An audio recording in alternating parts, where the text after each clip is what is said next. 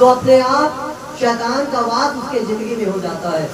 अपने आप शैतान उसके परिवार में, उसके घर पे, उसके जिंदगी में अपने कब्जे को बना लेता है। और धीरे धीरे ऐसी बातें होती है कि फिर वो जब दुष्ट आत्माएं उसके शरीर के ऊपर कब्जे को बना ली है, तो उसके बाद उसका जो जीवन है मेरे प्रियो, वो कहीं ना कहीं बीमारियों से फंस जाता है।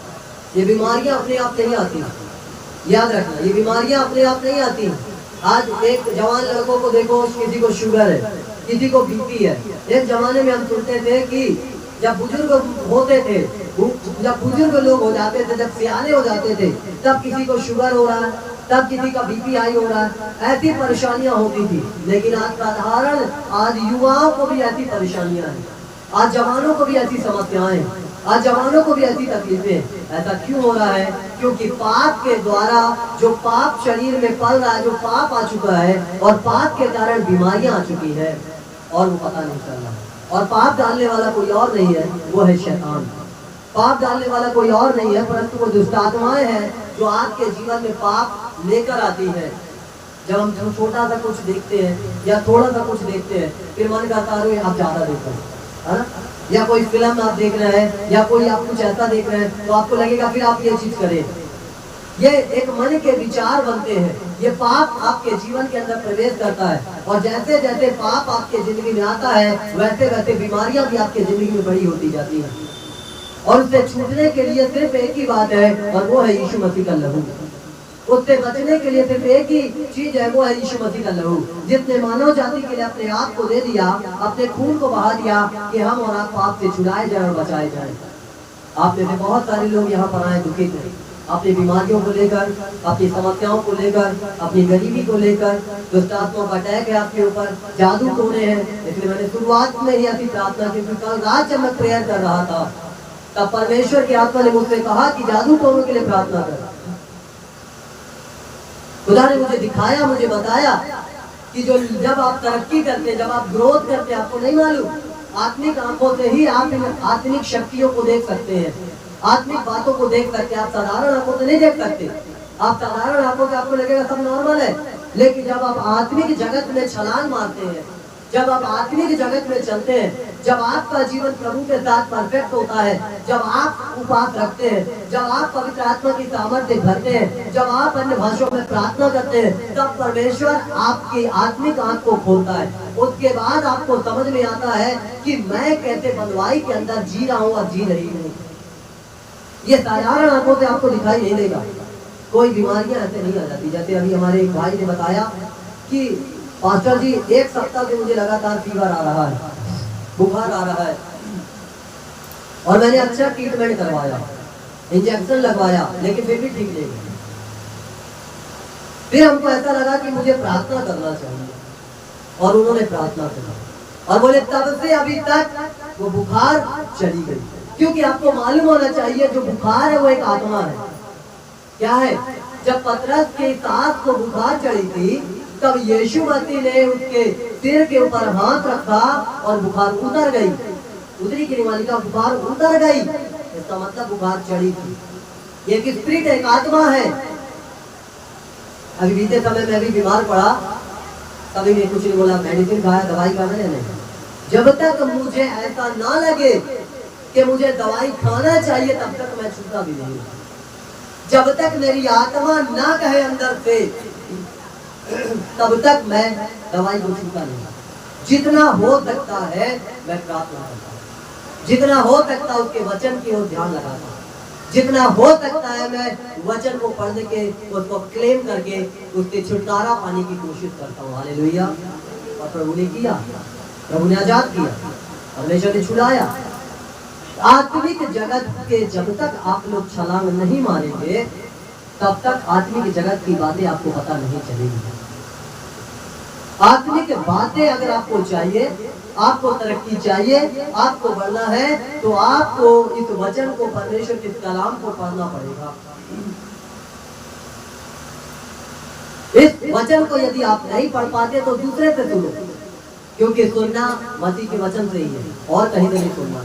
किसी दूसरे के द्वारा सुनो, लेकिन सुनो मसीह का वचन, कि जिसके द्वारा आपकी जिंदगी जो है वो बचाई जाए।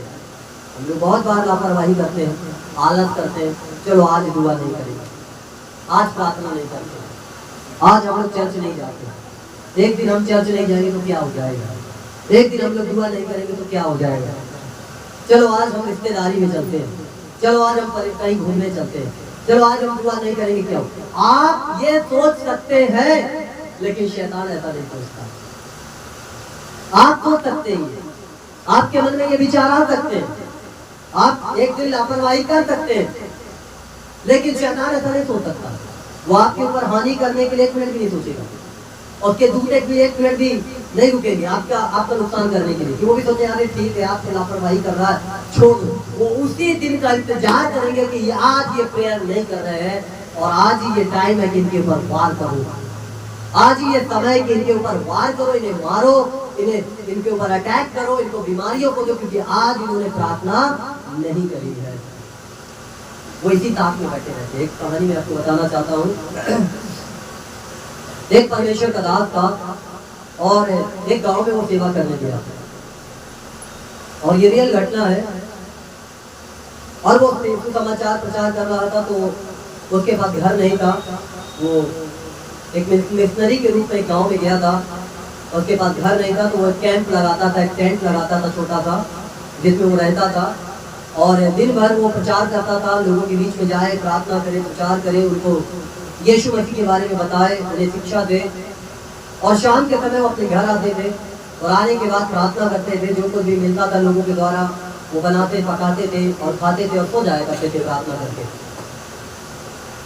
और ऐसे ही रेगुलर वो करते थे, रोज निकलते थे, रोज जाते थे। और 3 दिन से लगातार एक चोर जो था उनके उस टेंट में घुसने की कोशिश कर रहा था। वो रोज जाए, प्रचार करे, प्रचार करके आए, रात को प्रार्थना करे और सो जाए। और लगातार वो चोर सोच रहा था कि मैं इनके कैंप में घुसूं, लेकिन वो घुस नहीं पा रहा था। एक दिन वो प्रचारक सेवा करने निकले और बड़े थक गए, लौट के घर आए। उन्होंने खाना भी नहीं बनाया, और जब उन्होंने खाना नहीं बनाया, ऐसे ही दुआ भी नहीं करा और सो गए वो। और जो 3-4 दिनों से लगातार एक चोर जो उनके कैंप के अंदर घुसना चाह रहा था, टेंट में घुसना चाह रहा था, वो उस दिन घुस गया। और घुसने के बाद वो चोर उनको उठाया और कहता है कि मैं 3 दिनों से आपके टेंट में घुसना चाह रहा हूं, लेकिन घुस नहीं पा रहा हूं। वो चोर चोरी नहीं किया, उसने कोई सामान नहीं निकाला। उसके मन में एक सवाल दौड़ गया चोर के कि मैं 3 दिनों से घुसना चाह रहा हूं, नहीं घुस पाया, और ये 4था दिन आज मैं घुस गया, कैसे घुसा। और वो चोरी नहीं कर रहा, वो चोरी करने की बजाय उनको उठाकर पूछ रहा है कि मैं 3 दिनों से आपके कैंप में आना चाह रहा था, लेकिन नहीं आ पाया, लेकिन आज 4था दिन है, मैं कैसे घुस गया। मुझे सबसे पहले इसका जवाब आप दीजिए, क्योंकि जब मैं छूता था, जब मैं घुसने को करता था, तो एक करंट था मुझे लगता था, और मैं घुस नहीं पा रहा था। तो पास्टर उठ के खड़ा हुआ और उसने कुछ नहीं चोर को बोला।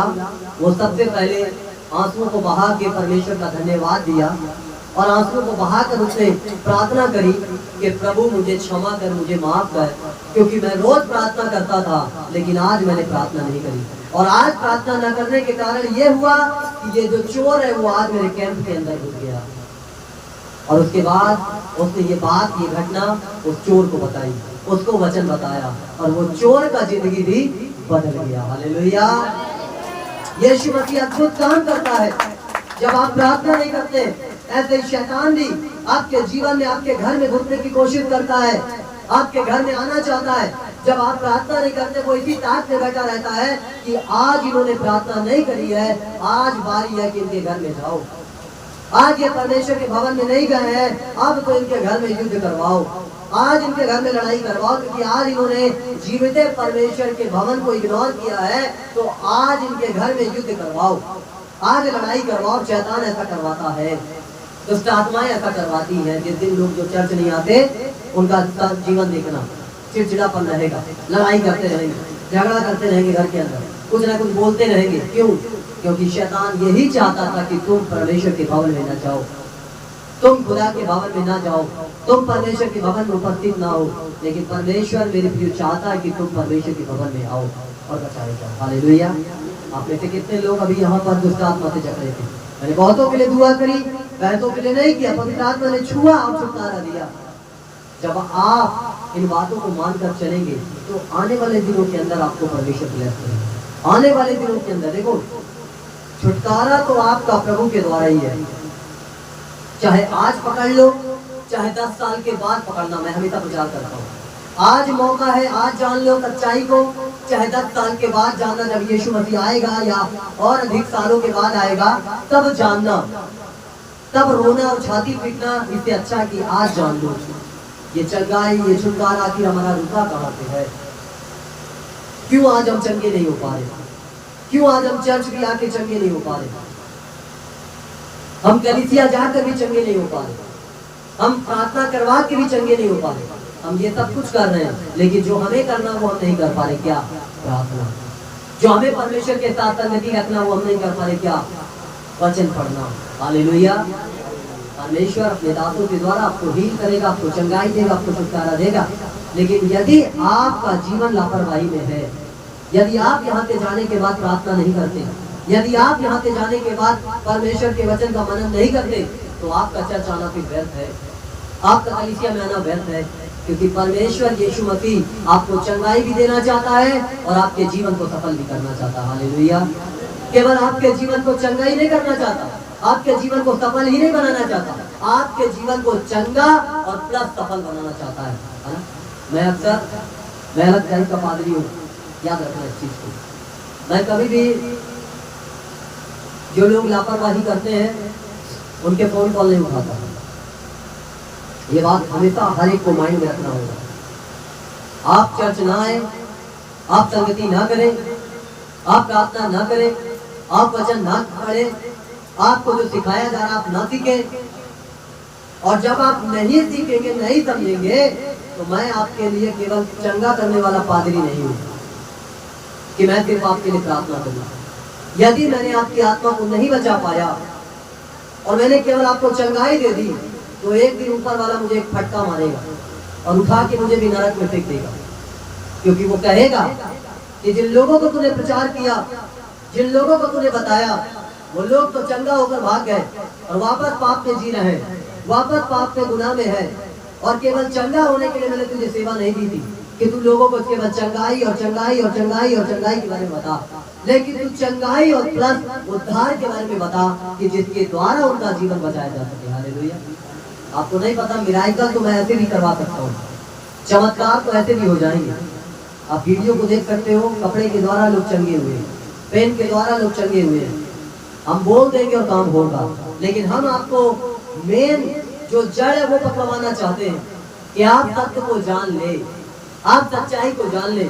मेरे रुमाल में मैं प्रेयर कर दूं और आप अगर इससे पकड़ लें, आप में से बहुत सारे लोगों की दुष्ट आत्मा चली जाएंगी ये कपड़े को केवल छूने से। क्योंकि सामर्थ जो है वो हमारे शरीर में है और शरीर के द्वारा कपड़ों में है। हालेलुया।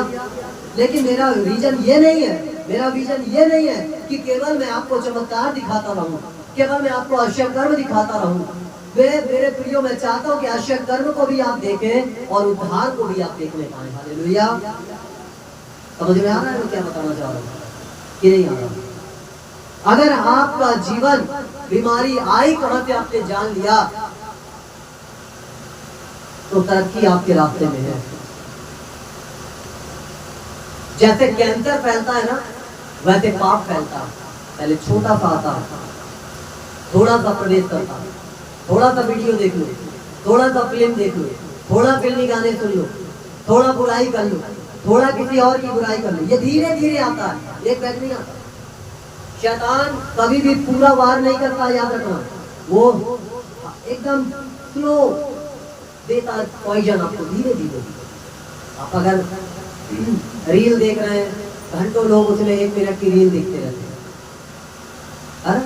1 मिनट की रील चल रही है, उसी को देख रहे हैं। और 1 घंटा, 2 घंटा, 3 घंटा जब तक नेट न खत्म हो और जब तक मेरे प्रिय या नेटवर्क ना चला जाए या बैटरी लो ना हो जाए, तब तक लोग मोबाइल के अंदर उस चीज को देखते रहते हैं।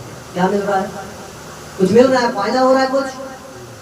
नाच कोई और रहा है, गा कोई और रहा है, तुम केवल अपना 250-300 का रिचार्ज करके उसको नाच गाने को देख रहे हो। खर्चा तुम्हारा लग रहा है, पैसा तुम्हारा खर्चा होगा, और तुम किसी नचैये का नाच देख रहे हैं।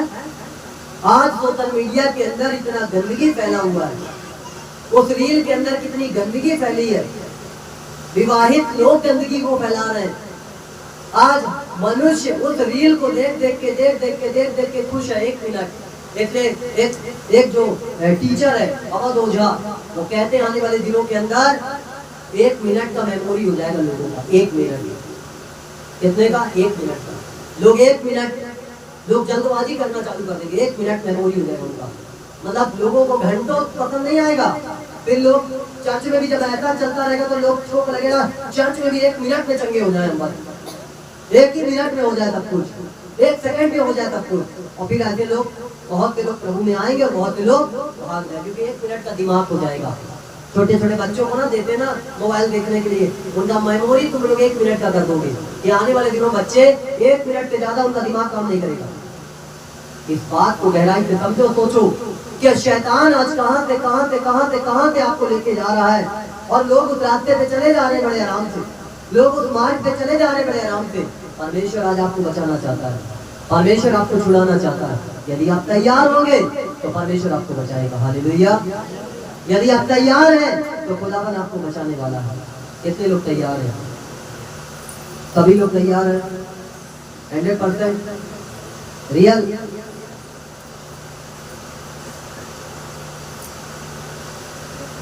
तो आइए फिर हम लोग एक वचन